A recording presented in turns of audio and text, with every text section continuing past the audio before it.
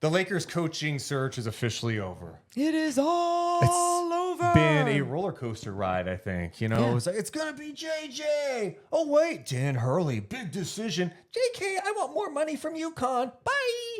And now they go back to JJ Redick. He's the first time NBA head coach, and the first time he ever gets a gig is with the LA Lakers.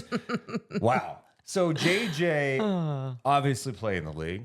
Obviously. He was on the A team for ESPN on their NBA coverage. His podcast blew up the last couple of years. And then this year debuts a podcast with LeBron James. They're so good. Now he is the head coach of the LA Lakers. What's your first reaction to hearing that JJ Redick will be coaching the Lakers? Let me humanize the situation. I know. Because I think about this a lot for when I see people try to do so many different things, and I'm like, ugh, what are you doing? What are you doing?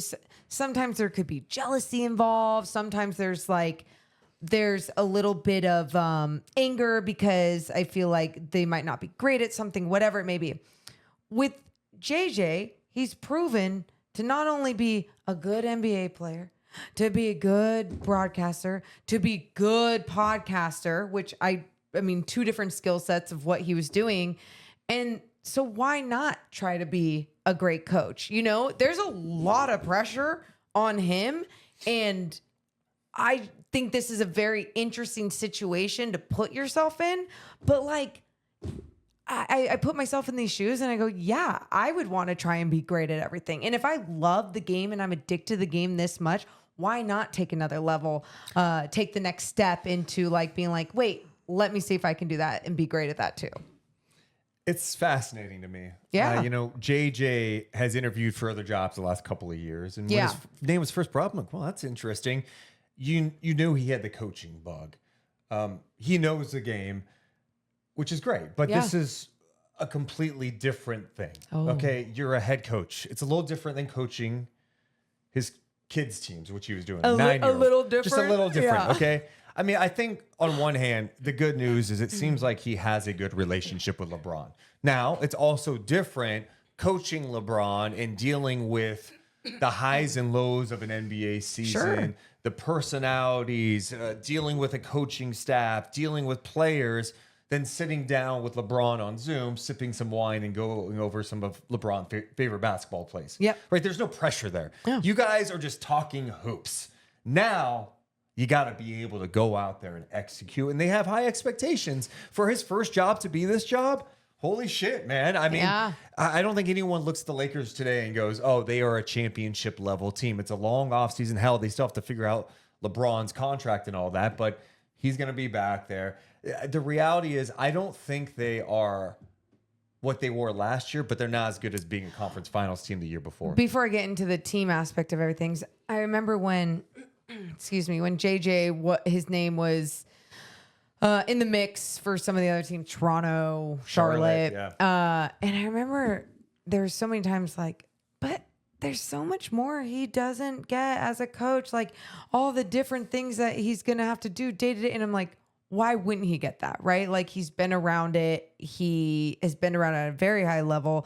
He obviously understands it if he's going in this direction. Now, going to the team that he is going to, the organization that he's going to, that's where everything is whoa, take a step back, fascinating, because you look at it being LeBron James, last couple of years, maybe in the NBA, I'm just going to assume. And I think where there's maybe less pressure about it though, Deuce, is that there's not enough time for JJ, in my opinion, to really screw up, to be okay, the Lakers are just going to want to go in a different direction because LeBron's angry and LeBron wants some change. And I know we say this about every single coach for the Los Angeles Lakers. LeBron has nothing to do with it. He has nothing to do with it. We're not naive to the situation. Even if he doesn't ultimately have the final say, there's a lot of LeBron involved in these things. And I think when it comes to JJ, I think there's a little bit less pressure off because LeBron will be ending his career soon. And I don't think his goal would be like, oh, let me make sure to get rid of JJ first so I can finish off my career with one more head coach. You know? You're saying there's not a pressure of him maybe getting fired after like a year or two. Correct. But there's an immense amount of pressure for being the Lakers coach. Like there is hype around this. Remember in the first couple of weeks after they let go of Darvin Ham, there was one report that said, hey, the Lakers kind of think he could be Pat Riley. It's like, Pat Riley? Yeah, a Hall of Fame coach and executive? Like we're putting a lot of pressure on this guy. Yeah. And for JJ, maybe he vibes off that pressure. Maybe he loves those expectations because it would have made more sense for him to take on a situation had he been offered for a team like Charlotte. Let's say Charlotte offers him the job. You're taking over a young team. Yeah. It's Charlotte. Like there's a little more patience. JJ's going to be talked about every single day. There's even more to this now because the guy was doing a podcast, you know, it's like, oh, was there something behind that? Was this the plan all along? There's all that talk, but there's just more pressure. You're all, I mean, again, he's been a high profile talent. He was, you know, at Duke and he got so much attention when he played at Duke, the whole talk about him and Adam Morrison back in the day. So it's not like he's unfamiliar with the pressure of being on good NBA teams and what comes with it. But now you're the head coach. Yeah. Okay. He was never the star player on the team. Okay. You are the head coach of the LA Lakers. It seems like it's going to be a challenging job. And I'm fascinated to see how he handles it. I do think the things going in his favor is nowadays you need to be able to have legit relationships. And it's clear to me, not just with LeBron, but through his podcast, to be honest, dude, he's connected with NBA players all over the league and coaches. He's had conversations. And you know, if he's having conversations on camera, off camera, he's getting to know guys. He didn't play that long ago. Like he's been plugged into the league. And the other thing is he wasn't.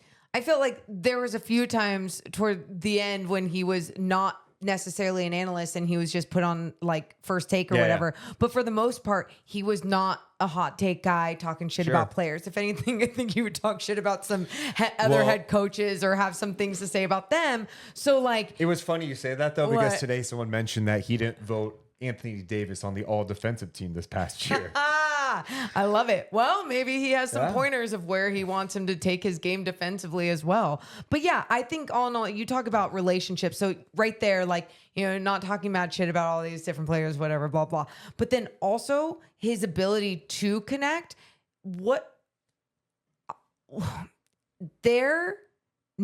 There's a lot of importance on who he surrounds himself with when it comes to his coaching staff. Yep. And I say this because I think JJ is such an X's and O's basketball junkie, you know, smart basketball mind. And I could listen to it all day and I love it. And I'm sure a lot of players can respect that as well. But who are going to be some of the other people that maybe like make it come together, or if something isn't being respected over here, how you gain that respect because you have someone else on your staff to help navigate some of these different situations. You're dealing with so many different personalities. Again, things that I'm sure he can figure out, but got to just talk about it. Some of the names that Shams reported who could be on JJ's staff include former NBA head coach and Trailblazers assistant Scott Brooks, Rajon Rondo, and ex-Laker and current Mavs assistant Jared Dudley, and possibly Sam Cassell. You're right. You're going to have some experience with JJ, and he's got to be able to trust those guys. Yeah. Get that staff together. It's going to be interesting. It is. It's very, I don't know. It's very interesting. It's not just LeBron. It's how do you get the most out of Anthony Davis? I mean, how many times we were watching the Lakers this year and wondering like, okay, is Darvin Ham doing enough to get AD involved? This guy should be a matchup nightmare in this league. It just seemed like there was so much stagnant play from this Lakers team, relying so much on LeBron at times. And it's like, bro, we cannot rely on LeBron James to have the ball in his hands all the time, make every decision, do everything out there. Yeah, and I think one of the toughest jobs for a lot of coaches in this league is when you do have to take on a superstar, a Luka, KD, you know, wherever it may be. But when it comes to LeBron James and the relationship he already has with JJ, you're just thinking, okay, we're going in the right direction with this. You're making LeBron happy. You're giving JJ this huge opportunity. And I go back to thinking about someone like Steve Nash when he was obviously already in the coaching circles a little bit because of goal. If you want to call it that, basketball ops, okay, behind the scenes, but he was a coaching. Yeah. So okay, he was getting touches somehow, maybe if you want to call it that. So then when he went into his situation, obviously there was a lot of pressure, but there was also so many different big names, and you have no idea what that relationship or connection even was. And it felt like such chaos in Brooklyn, where with the Lakers, sure, it feels like there's chaos. They're losing. LeBron's getting older. What are you going to do? Well, you got a guy that's been around LeBron, that's been around the game, that has been talking about this game right now. You know, he's not talking about in the past, back in my day, this is what we did. He understands what's happening in today's game, and yeah, it could be good. What do you have? LA Times put out a whole list of records of coaches who became first-time head coaches without any previous experience. Steve Nash, you mentioned. Okay. His record, 101-76. Okay. Not terrible. No. It seems like it would have been worse. Before that, Derek Fisher. Remember when Phil Jackson hired Derek Fisher after losing out on Steve Kerr? Derek Fisher, 40-96. Steve Kerr, of course, we know he's done. Hall of Famer at this point. 618-315. Jason Kidd got the Nets gig in 2013, went 49-47 before dipping out there. Before that, you had Mark Jackson, Vinny Del Negro, Isaiah Thomas, Doc Rivers, Larry Bird, going back to 1997. So, you know, kind of a mixed bag there, but not like terrible either. Yeah. It's going to be fascinating. I think the other thing too that gets brought up, and it's fair, is like these are the moments you do feel bad for like these long-time assistants. I mean, hell, you think about someone on his list as a potential assistant, Sam Cassell. Sam's going, I've been a prominent assistant. I played in the league. Like, why can't I get a gig? Yeah. Because I didn't do a podcast and do TV. I think that's frustrating for a lot of guys who paid their dues. For sure. But Deuce, you and I say this all the time with how we do things. Everyone's path is different. Yeah. And I do believe that like everyone is allowed to take a different path to fulfill their dreams of what they want to do in their careers. And we have that same type of different path when it comes to broadcasting. And so I just really look at it from the outside like that. Well, one last thing. Best case, worst case here. Best case, JJ kills it in LA with the Lakers. Yeah. They compete. Mm-hmm. He gets a lot of love. Maybe LeBron retires. He either stays in LA, continues to develop that, or he goes somewhere else. He's got a great reputation, right? Or he flames out. Yeah. And then what happens? Well, he goes back to podcasting, does some broadcast. I don't think it would like crush it. In fact, it'd probably enhance. It's like, oh, he coached the Lakers for 2 seasons in LA. Yep. Even if, you know, Season. or whatever. You know what I mean? I don't think it's know. like a damaging thing to his reputation. I think the pros probably outweigh the cons for him. Yeah. But buckle up, JJ. Your life has changed. Oh, I think he knows. Your life has changed in a big way. What do you think about the Lakers hiring JJ Redick? Do you think it's a good move? Do you think they should have gone a different direction? Let us know in the comments below. Hit the thumbs up and subscribe. Deuce and Mo. Deuce and Mo. Deuce and Mo. They tell you what they know. Deuce and Mo. Deuce and Mo. Deuce and Mo. The podcast.